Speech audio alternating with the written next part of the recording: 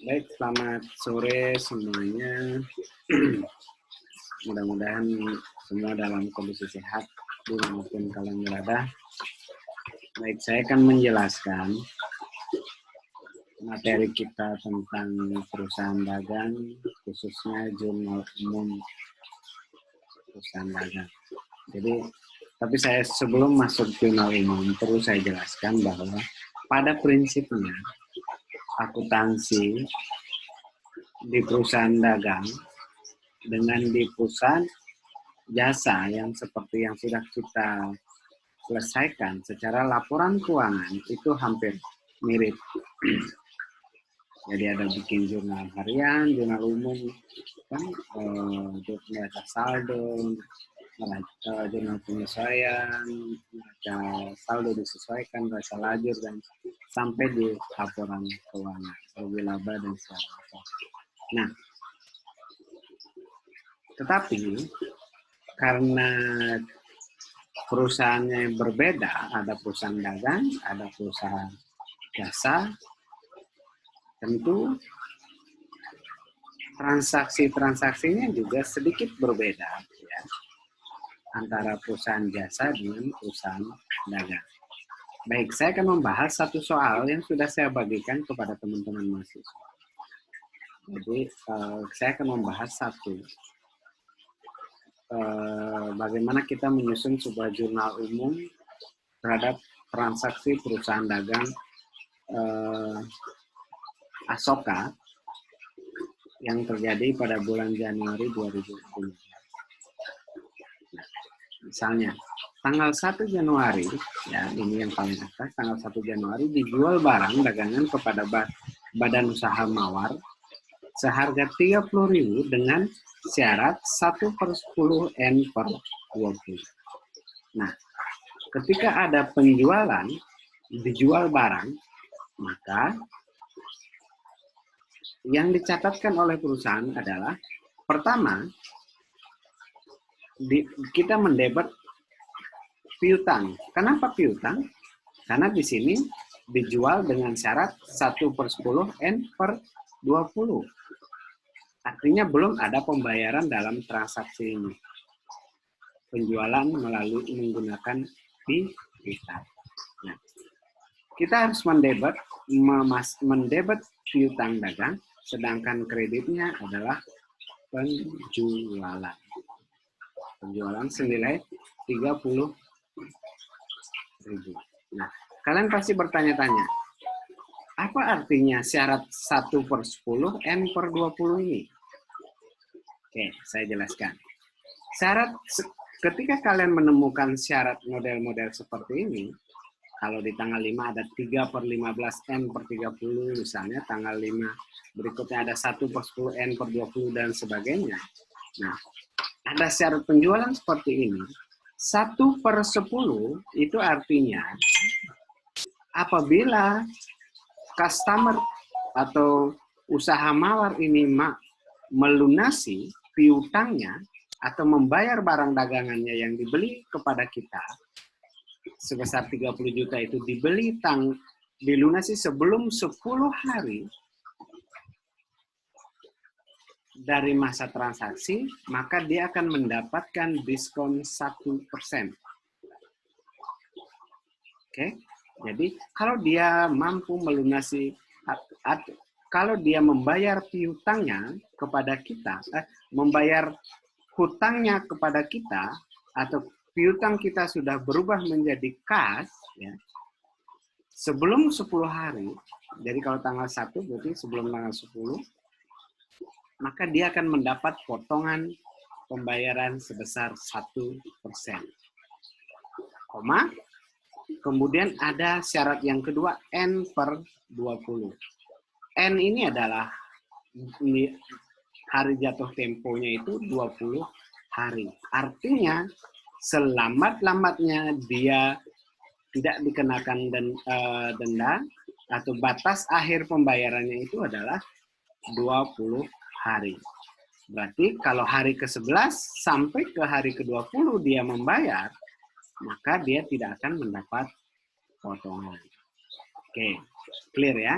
Kalau ada syarat seperti ini, dibacanya seperti itu. Nah, kalian perlu karena ada syarat-syarat seperti ini, berarti nanti transaksi berikutnya akan terkait dengan syarat-syarat seperti ini. Oke, kita lanjutkan tanggal 5. Dibeli barang dagangan karena pembelian, ya berarti dibeli barang dagangan dari badan usaha melati. Kalau yang nomor tanggal 1 adalah menjual, maka kalau tanggal 5 adalah membeli barang dagangan dari badan usaha melati sebesar 15.000, dibayar tunai 10.000, sisanya syarat 3/15 N per 30. Coba kita lihat tanggal 5, yang tanggal 5 pertama. Tanggal 5 yang pertama, kita akan mendebet pembelian seharga 15.000, mengkredit kas 10.000 karena kita sudah membayar lunas 10.000, dan hutang dagang sebesar 5.000. Tanggal 5 kedua dijual barang dagangan kepada badan usaha sumber hidup 9.000 dengan syarat 1/10 N per 20. Jadi sama pencatatannya, piutang dagang penjualan. Tanggal 7 sebagian barang dagangan senilai 12.000 dijual kepada usaha mawar, ya, yang pertama ini, tanggal 1 itu yang dijual kepada badan usaha mawar diterima kembali tidak sesuai dengan yang dipesan. Jadi kita sudah jual kepada badan usaha mawar seharga 30.000, tetapi tanggal 7 dikembalikan seharga 12.000 karena barangnya tidak sesuai dengan apa yang dia pesan. Apa yang harus dicatatkan tanggal 7? Nah, tanggal 7 kita lihat tanggal 1 kita sudah mendebet piutang dan mengkredit penjualan. Karena penjualannya dikembalikan, maka kita akan mendebet kembali retur penjualan. Jadi nanti retur penjualan ini kan mengurangi penjualan. Ada retur penjualan, dia akan mengurangi penjualan. Kemudian di kredit, kita akan mengkredit piutang. Kenapa mengkredit piutang dagang? Karena kita sudah di awal sudah mencatat bahwa penjualan itu dalam bentuk piutang. Artinya piutang kita ke mawar, ke badan usaha mawar itu dari 30.000 berkurang 12.000. Oke, 12.000 ini. Karena apa? Karena barangnya sudah dikembalikan, retur. Jadi penjualan kita juga berkurang. Sehingga dia ada retur penjualan kredit pada piutang dagang. Kalau penjualannya cash dan syaratnya masih boleh retur misalnya, maka kalau penjualannya cash berarti di sini kan kas, debit kas, maka di sini kita harus kredit kas karena barang retur berarti uangnya dikembalikan atau mekanisme lain diganti barang baru dan segala macam. Itu bisa terjadi. Oke. Tanggal 13 dikirim cek ke Badan Usaha Melati atas pembelian barang dagangan pada tanggal 5 Januari. Mana Melati? Ini ya, tanggal 5 pertama ya. 15.000 dibayar tunai dan 5.000-nya 10.000 tunai, sisanya 5.000 dibayar pakai cek. Ini tanggal 13. Kita lihat. Tanggal 5 ke tanggal 15 ke tanggal 13 itu ada berapa hari? Ada 8 hari.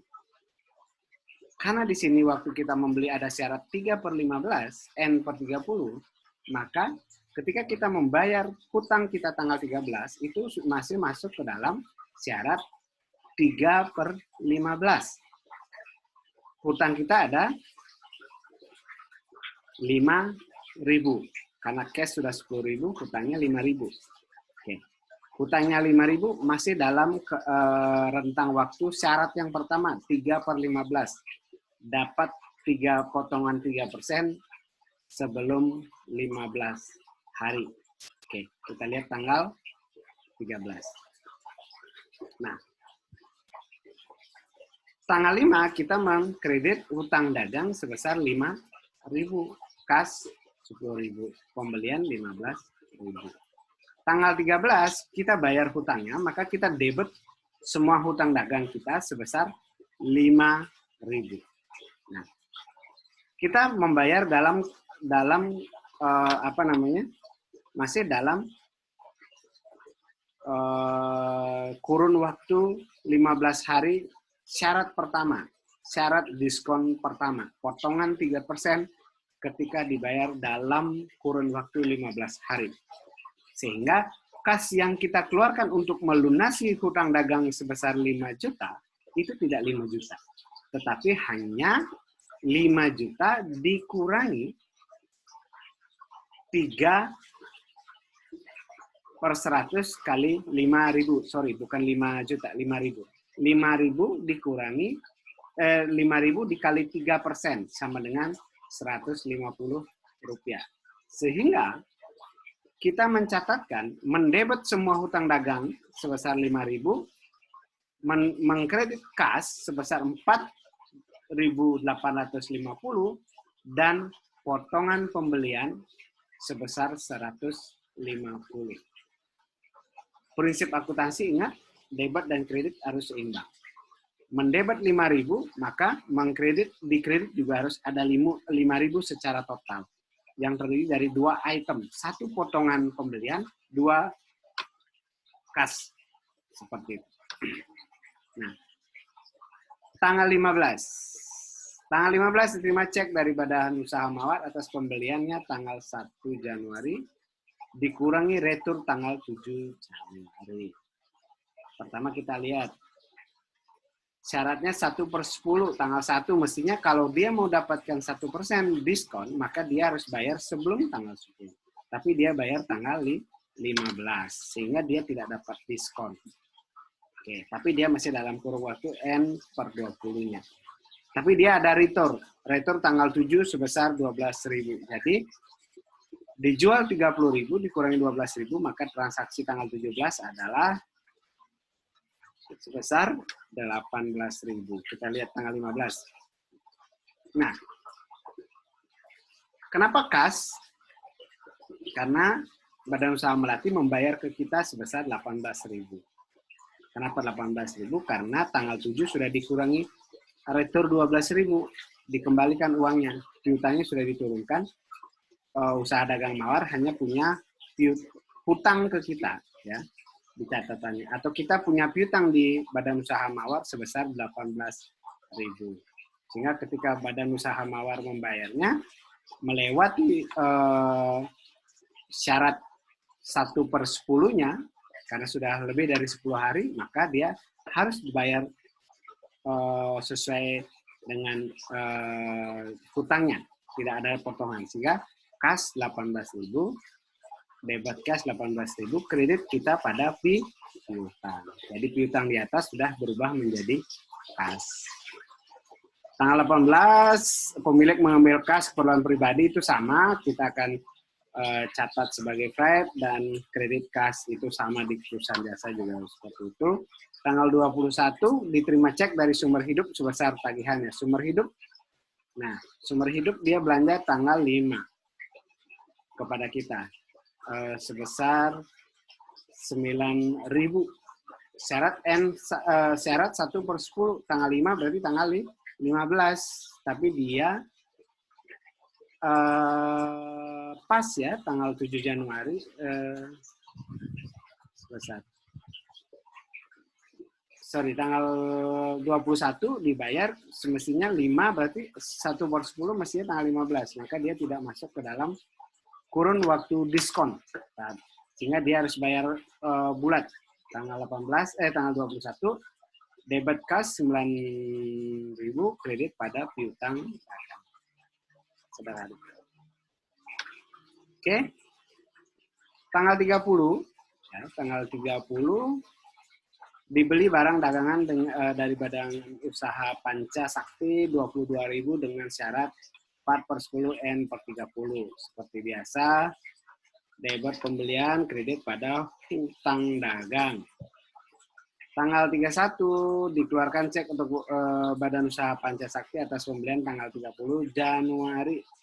Nah, tanggal 31 sudah dibayar nih 22.000 ya kan? Belanja 22.000, tanggal 31 udah dibayar, belanjanya tanggal 30, bayarnya tanggal 31. Tuh. Syarat 4/10 N per 30. 30 ke tanggal 31 cuma 1 hari, masih dalam kurun waktu 10/10 ini. Sehingga dia masih masuk dalam kategori 4/10.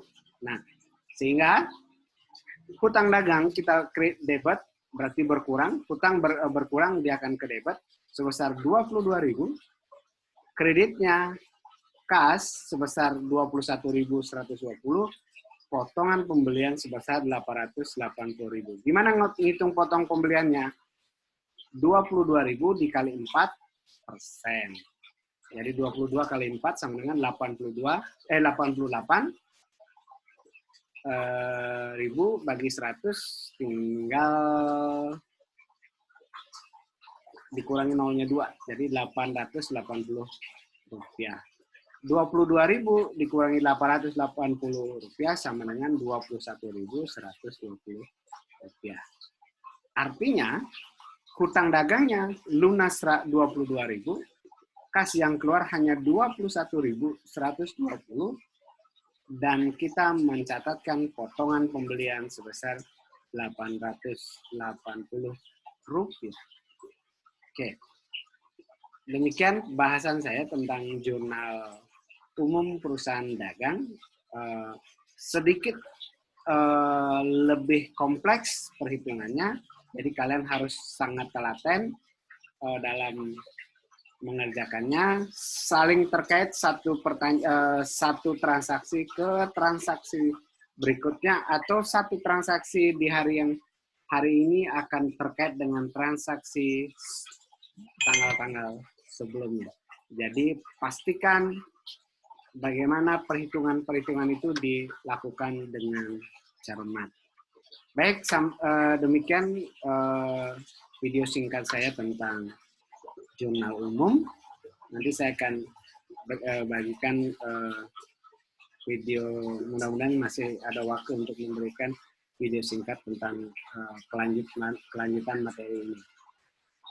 Ini adalah pertemuan kita ke-15, akuntansi perusahaan dagang. Saya sudah di awal menyampaikan pada prinsipnya sama, tapi karena ini berbeda, setelah jurnal ini tentu akun-akun yang muncul di buku besar juga sesuai dengan yang ada di jurnal ini.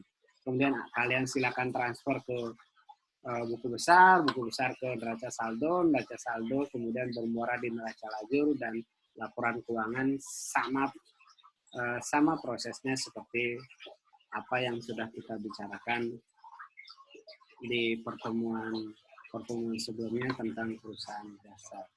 Baik, demikian. Semoga sehat selalu, tetap di rumah, improvisasi dari rumah. Mudah-mudahan kita cepat terbebas dari wabah COVID-19 ini. Selamat.